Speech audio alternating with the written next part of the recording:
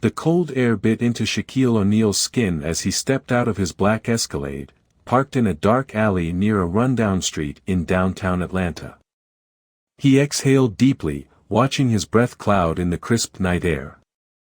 It was almost midnight, and the city had quieted, except for the occasional honk of a distant car and the muffled conversations of people inside nearby restaurants.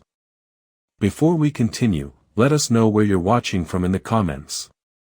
Don't forget to like this video, hit that subscribe button, and turn on notifications so you never miss more inspirational stories like this. Now, let's keep the story going. Tonight was different.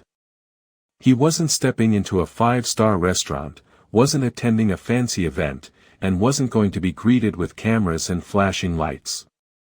No. Tonight, Shaq was stepping into the world of the forgotten. Wearing a tattered brown hoodie, oversized jeans with holes, and sneakers worn down to the sole, he had transformed himself into someone unrecognizable, just another homeless man looking for a place to sleep.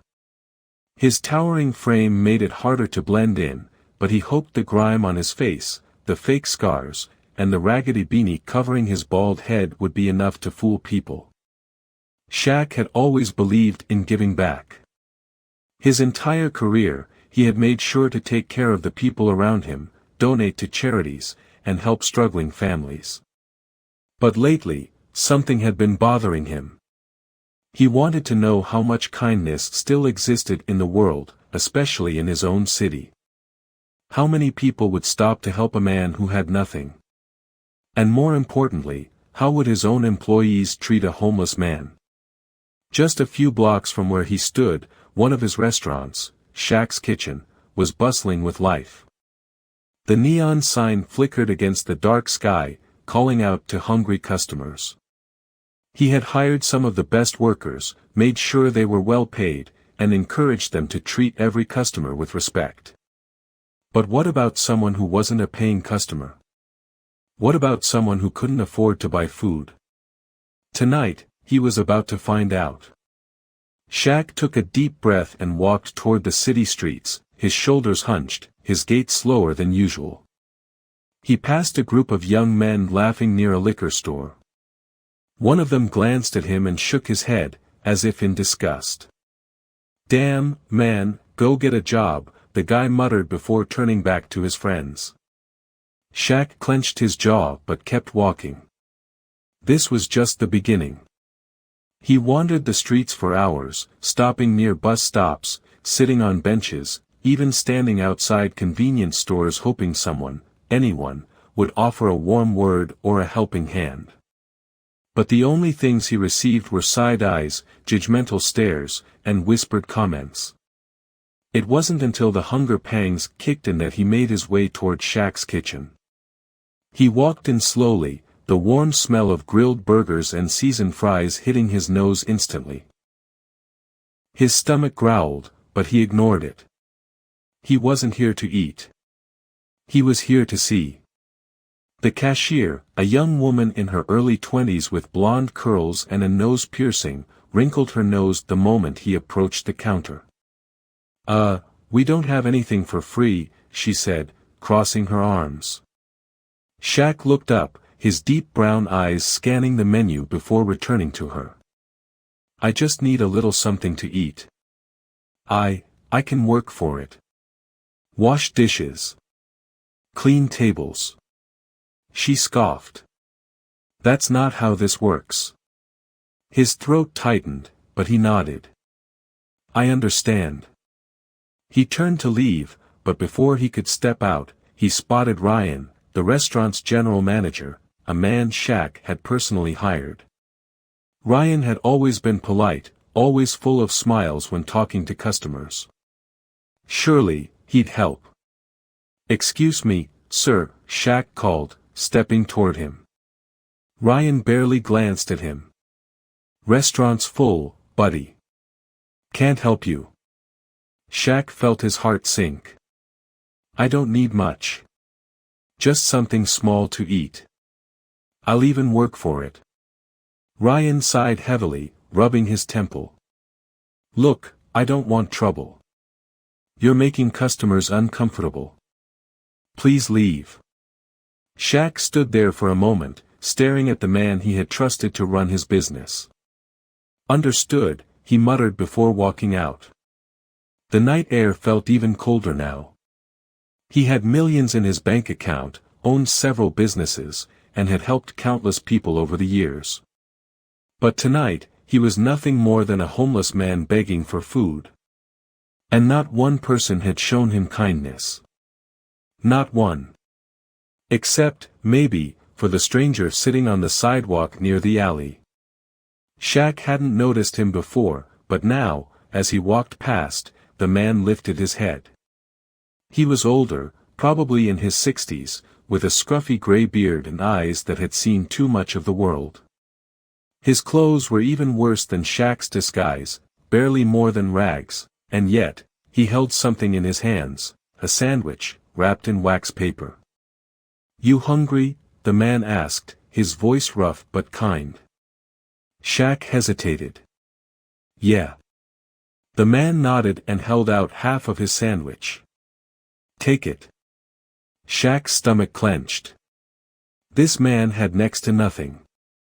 And yet, he was the only one willing to give. With shaky hands, Shaq took the sandwich. And in that moment, he knew, this man's life was about to change forever. Shaq stared at the half sandwich in his hands, his throat tight with emotion. Out of all the people he had encountered that night, rich, middle class, and working professionals, not a single one had shown him kindness.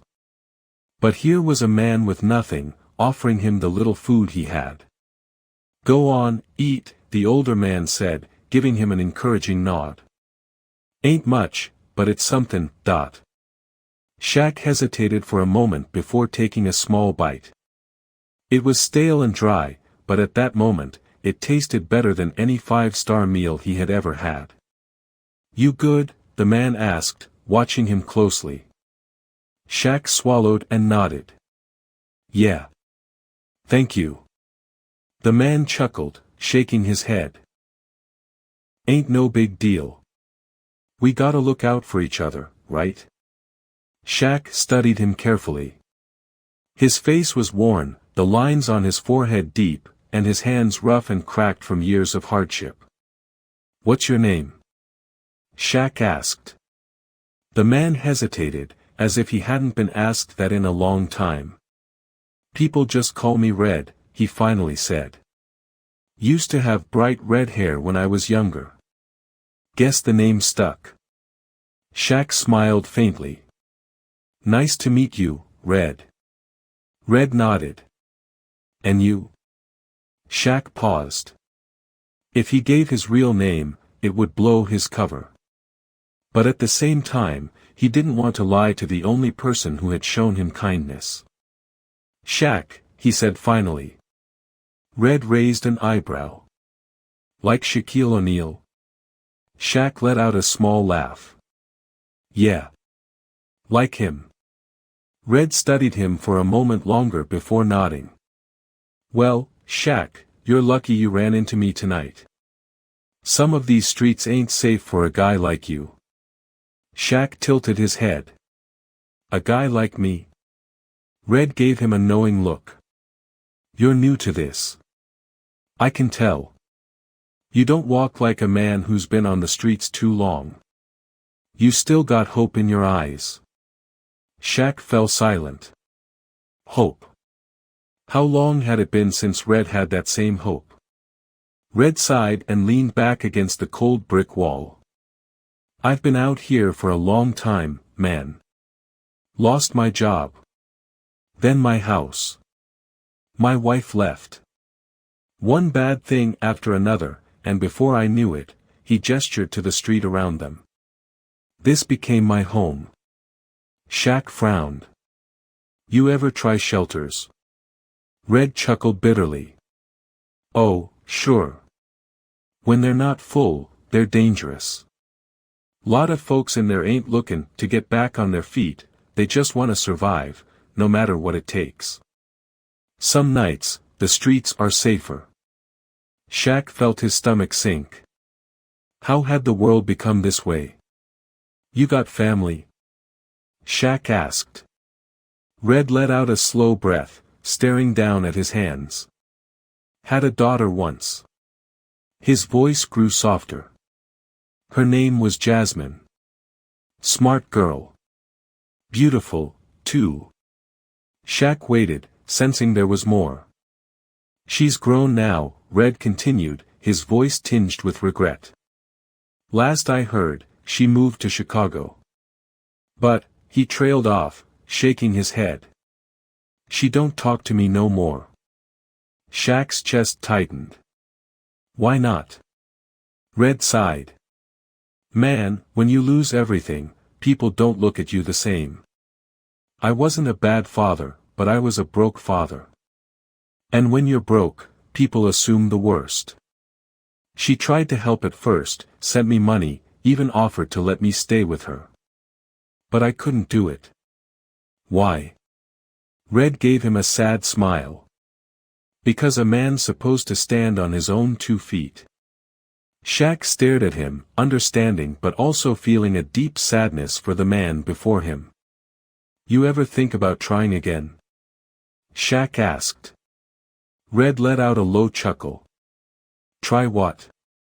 Call her up and say, hey, Jasmine, it's me, your broke-ass daddy who ain't got nothing to offer. That ain't how it works, man. Shaq frowned. But what if she still wants to hear from you? Red shook his head. She's better off not worrying about me. Shaq looked down at the half-eaten sandwich in his hands. This man had nothing. He had lost his job, his home, and even his daughter. And yet, with all the pain he carried, he had still been the only one willing to help. The world had turned its back on Red. But Shaq wouldn't. He leaned back against the wall beside him. You got a place to sleep tonight? Red let out a soft laugh. Wherever I lay my head, that's my bed. Shaq nodded, then exhaled slowly. What if I told you, things could change for you? Red raised an eyebrow. Man, what you talkin' about? Shaq turned to look at him. I mean, what if I told you your life was about to change? Red stared at him for a moment, then let out a long, tired sigh. Shaq, listen. I appreciate the conversation, I do. But I've heard it all before. People promise a lot of things out here, but nothing ever happens. Shaq nodded, understanding the skepticism. But this time, things would be different. This wasn't just a promise. This was about to be a reality. He just had to figure out how to make Red believe it. Red stretched his legs out, exhaling slowly as he leaned against the brick wall. The city around them continued its rhythm, cars rushing past, laughter spilling from late-night bars, the occasional siren wailing in the distance. But for Shaq, the world had shrunk down to this one moment, to this man beside him, who had given so much despite having so little. Shaq took a deep breath. He had to be careful with how he revealed the truth. He knew if he just blurted it out, hey, I'm Shaquille O'Neal, and I'm about to change your life, Red might not even believe him. So he started slow. You ever watch basketball? Shaq asked casually. Red chuckled. Man, of course. Used to watch all the time back in the day. Was a big Lakers fan. Shaq smirked. Yeah. Who was your favorite player? Red didn't hesitate. Shaquille O'Neal, hands down. Ain't no big man ever moved like him. Strong as a bull, but smooth with it, too. Dominated the game. They don't make them like that no more. Shaq couldn't help but grin. Yeah, he was pretty good. Red glanced at him sideways. Why? You a fan? Shaq hesitated, then pulled off his tattered beanie, revealing his unmistakably bald head. He straightened his posture slightly, letting some of his natural presence show. I guess you could say that. Red's eyes narrowed. He stared hard at Shaq's face, the way the dim streetlight caught his features. His expression shifted from curiosity to confusion, then disbelief. Nah, Red muttered, shaking his head. Ain't no way. Shaq chuckled. Way. Red blinked. His mouth opened, then closed, like he was trying to form words but couldn't quite process what he was seeing. Man, no. This some kinda prank? Shaq shook his head. No prank. Red just stared at him. You tellin' me? I been sittin' here, sharin' my damn sandwich with Shaquille freakin' O'Neal. Shaq laughed. That's exactly what I'm telling you. Red leaned back against the wall and let out a long, slow whistle. Well, damn. For a moment, he just sat there, his face unreadable. Then he started laughing, deep, belly-shaking laughter that echoed down the street. Shaq couldn't help but laugh with him. Man, this is crazy, Red said, wiping at his eyes. This whole time I thought you was just some lost soul out here, looking for a little kindness. But you Shaq. Shaq nodded. Yeah. Red shook his head again, still in disbelief. Why? Why the hell you out here like this? Shaq leaned forward, resting his elbows on his knees. Because I wanted to know how people really treat others when they think no one's watching. I own that restaurant down the street, Shaq's Kitchen. I wanted to see if my own employees would show kindness to someone in need. Red's face darkened. And did they? Shaq exhaled. No. Not a single one. Red shook his head. Ain't that something? The people with the most, given the least. Shaq nodded slowly. Except for you. Red looked away, suddenly a little embarrassed. I just did what anybody should do. Shaq's voice was firm. No, you did what almost nobody did. And that's why I'm about to change your life. Red's eyes snapped back to him. What you mean? Shaq reached into his pocket and pulled out his phone. He tapped the screen a few times, then turned it to show Red. I just wired $50,000 into a new account under your name. You ain't gotta worry about the streets no more. Red froze. His hands twitched. His lips parted, but no words came out. Man, stop playin', Red whispered, his voice barely there. Shaq shook his head. I don't play about changing lives, Red.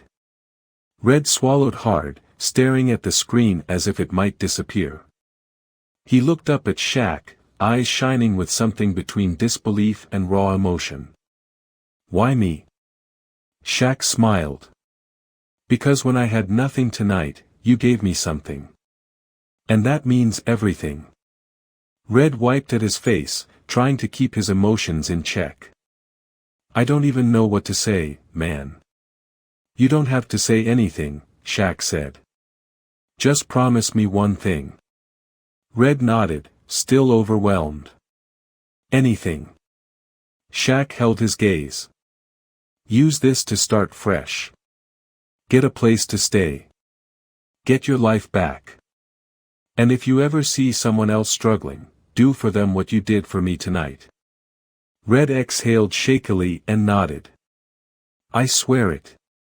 Shaq smiled and stood up. He reached into his hoodie pocket and pulled out a key. This is for a hotel room I booked for you tonight. You can rest easy. Tomorrow, we'll get you set up with a bank account, some new clothes, and whatever else you need.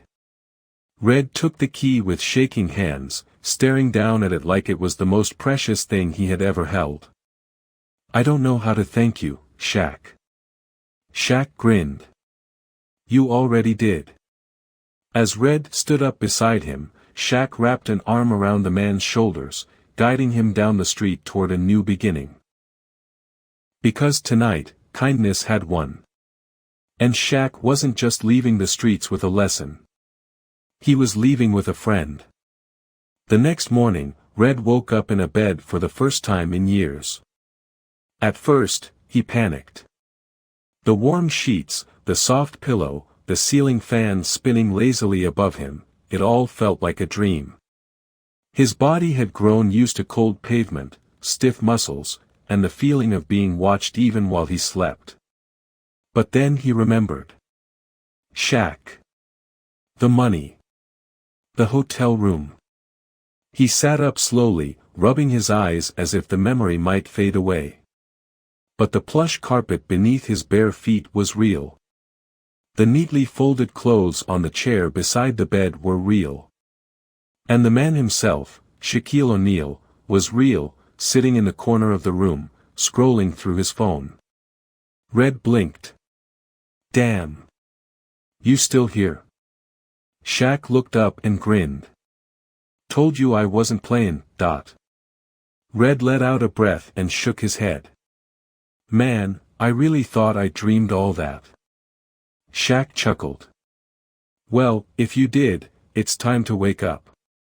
We got a big day ahead. Red frowned. Big day. Shaq stood up, towering over him. I said I'd change your life, and I meant it. You got a fresh start, Red.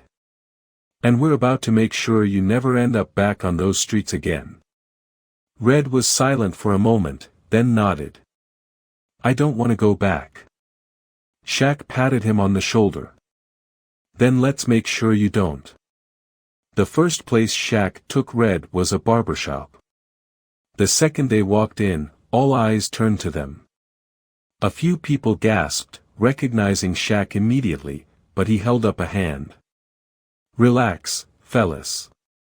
I'm just here for my guy. The barber, a short, round man with a thick beard, nodded and gestured to the chair. Hop on in. Red hesitated. He had avoided mirrors for years, not wanting to see the man he had become. But now, as he looked at his reflection, he saw someone else, someone who had a chance to start over. The barber worked his magic, trimming away the rough edges of Red's past, shaping him into a man who looked like he belonged in the world again. By the time he was done, Red barely recognized himself. Damn, he muttered, rubbing his smooth jaw. I look good. Shaq grinned. Told you. Next, they hit a clothing store. Red tried to protest at first. Man, I don't need all this fancy stuff. Shaq shook his head. It ain't about fancy. It's about feeling human again. Red sighed but allowed Shaq to help him pick out jeans, shirts, shoes, even a winter coat. For the first time in years, he felt the weight of clean fabric on his skin, the comfort of shoes that weren't falling apart. When he stepped out of the dressing room, Shaq nodded in approval. Now that's a man ready to take on the world. Red let out a small laugh. Feels like it. The final stop of the day was the bank. Red sat nervously as the banker helped him set up an account. The numbers on the screen didn't seem real, $50,000, just sitting there, waiting for him. Shaq leaned in. That's your safety net. But we're gonna do more than just hand you money. We're gonna set you up for the long run. Red frowned. What do you mean? Shaq grinned. You ever wanted to work again? Red hesitated. Yeah. I used to be in construction. Good with my hands. Shaq's eyes lit up. Perfect. I got some people in real estate, always needin' good workers. If you're up for it, I can get you a job. Red swallowed hard. A real job? Shaq nodded. A real job. Good pay. A fresh start. Red sat back in his chair, staring at the bank screen. His whole life, he had never asked for handouts. And now, Shaq wasn't just giving him money, he was giving him dignity. He looked over at the man beside him. "You don't even know me, Shaq. Why you doing all this?" Shaq smiled. "Because the world needs more people like you, Red. And because everybody deserves a second chance." Red's eyes burned with unshed tears. He swallowed and nodded. "Then I won't waste it." Shaq reached out, shaking his hand firmly. "That's what I like to hear." As Red settled into his new hotel room for one more night, he couldn't stop staring at the phone Shaq had given him. One number was saved under Jasmine. His daughter. Shaq had found her. The thought of calling her scared him more than anything. What if she didn't want to hear from him? What if she had moved on? But then he remembered the promise he made. No more running from life. With a deep breath, Red pressed the call button. The phone rang once. Twice. 3 times. Then, a voice. "Hello." Red's throat tightened. "Jasmine?" A pause. Then a sharp intake of breath. "Dad?" Red closed his eyes, letting the moment wash over him. "Yeah, baby girl. It's me." And for the first time in years, he didn't feel like a ghost anymore. Red sat on the edge of the hotel bed, gripping the phone so tightly his fingers ached. The sound of his daughter's voice, soft, familiar, and filled with surprise, made his chest tighten. He swallowed hard. "Yeah, baby girl. It's me." For a long moment, there was silence. Then, a shaky breath. "Dad, where are you?" Jasmine's voice was laced with emotion, and Red wasn't sure if it was relief, anger, or something in between. He hesitated. "I'm in Atlanta, but things are different now." "I'm different now." Jasmine let out a slow breath. "Dad, she stopped, her voice cracking. "I thought you were gone." Red shut his eyes. "I was. For a long time. But I'm back now." Another silence. Then, a sniffle. "Are you okay?" she asked softly. Red's throat tightened. It had been so long since anyone had asked him that. He glanced around the hotel room, the clean sheets, the fresh clothes neatly folded, the bank card on the table. He thought about Shaq, about the kindness that had changed his life overnight. For the first time in years, he could answer honestly. "Yeah, baby girl. I'm okay." Jasmine let out a shaky laugh. "Good. That's good." Red ran a hand over his fresh haircut. "I want to see you, Jasmine. If you'll have me." Another pause, but this time, it was filled with possibility. "I'd like that," she whispered. Red exhaled slowly, nodding to himself. "Me too." Red stood nervously in the airport terminal, shifting from foot to foot. He had never been good with words, never been the sentimental type, but now, his heart pounded like he was about to step onto a stage. Then, through the crowd, he saw her. Jasmine. She was taller than he remembered, her dark curls pulled into a neat ponytail. She wore a fitted blazer, looking every bit the professional woman she had grown into. But it was her eyes that hit him the hardest, the same deep brown eyes he had last seen when she was a teenager, eyes that had once looked at him with love before turning cold with disappointment. Now, those same eyes filled with something else. Tears. Red's breath caught as Jasmine walked toward him, stopping just a foot away. "Dad," she whispered. And then, without another word, she stepped forward and wrapped her arms around him. For the first time in years, Red felt truly alive. Shaq sat in his office at Shaq's Kitchen, scrolling through security footage from the night of his experiment. He had already fired the employees who had treated him like trash, people who had shown no kindness, no humanity. But firing them wasn't enough. He needed to make a change. The restaurant door swung open, and Ryan, the former general manager, walked in, his face pale. He had been called in for a meeting, but he had no idea what was coming. Shaq leaned back in his chair, studying him. Ryan. Ryan swallowed hard. Shaq, listen. Shaq held up a hand. Tell me something, Ryan.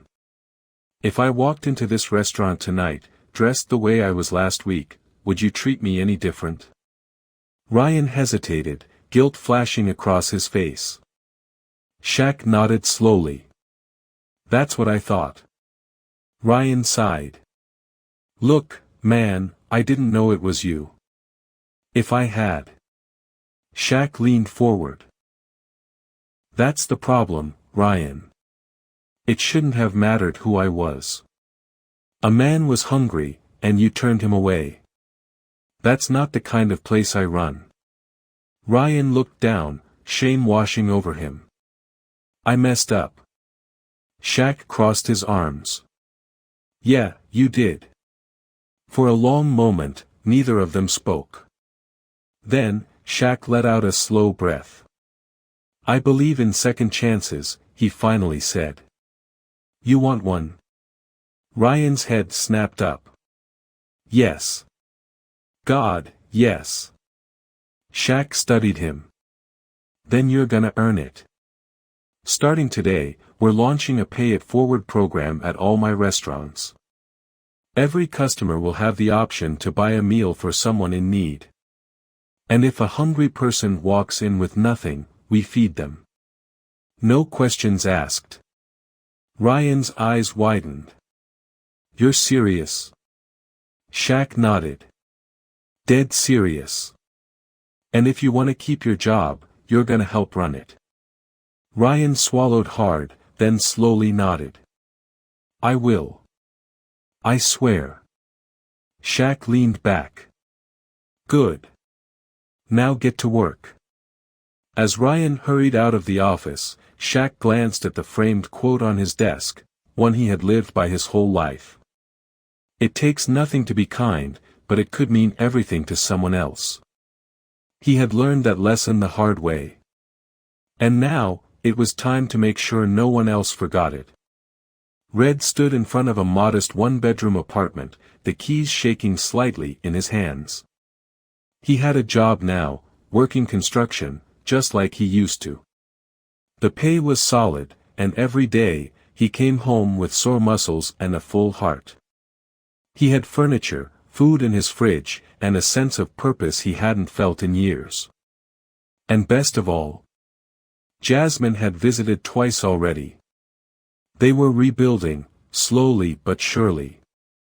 As he unlocked the door, he glanced at the small envelope in his pocket, the last of the 50 grand Shaq had given him. He had spent wisely, saved carefully. But there was one last thing he had to do. He crossed the street to a gas station, where a homeless man sat on the curb, shivering in the cold. Red reached into his pocket, pulling out a crisp $100 bill. Hey, man, he said, kneeling down. You hungry? The man looked up, startled. Yeah, I am. Red handed him the bill. Get yourself a meal. And when you can, help someone else the way I'm helping you.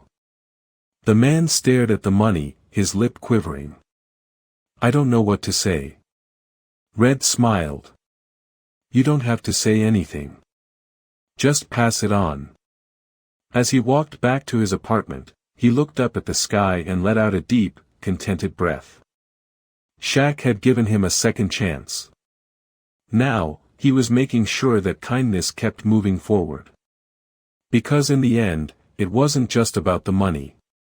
It was about being human. And thanks to one man's kindness, Red had finally found his way home.